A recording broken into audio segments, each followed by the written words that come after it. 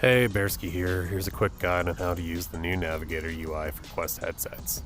Finding unknown sources, pinning apps, and the sort feature. As well as a comment about what happens with your clock when it disappears. Begin by pressing the meta button on your right remote. You'll now see the app library. On the left-hand side is the search feature. It's pretty self-explanatory. You have your recent apps and the ability to search for an app that you're looking for. You also have the menu option. Here you'll find the all app library, which is the default library that you get when you press the Meta button. The Horizon Plus, which is a subscription that Meta does for about 30 games. Some of them are actually really good. The hidden app library, these are the apps that you hide that you no longer want to see because there's no way to actually just flat out remove them from your library. You can only uninstall it. As well as the all-important side-loading library unknown sources. And that's where everyone's missing it. It's right here on the left-hand side under menu. Why is it hidden? I couldn't tell you, but that's where it is. As well as the downloads library. Here's a special note. Apps from unknown sources are no longer able to be pinned to the quick access bar or to the app library.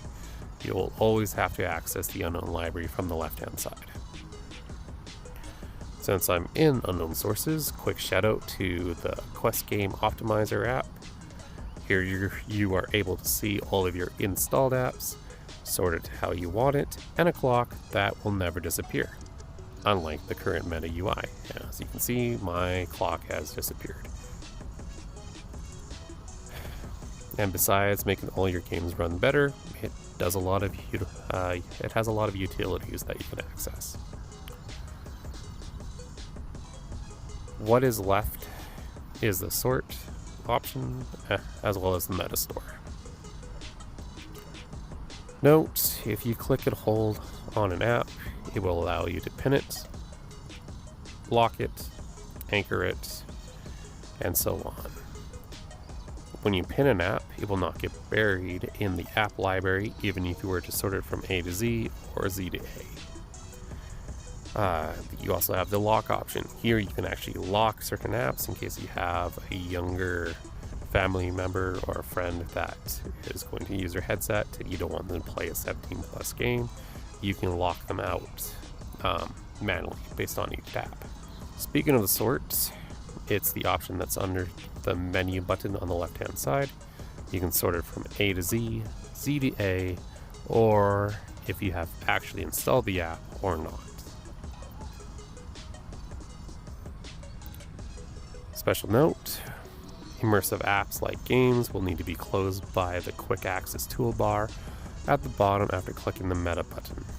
Simple apps, like the browser, can be closed by finding the app bar and clicking on the X.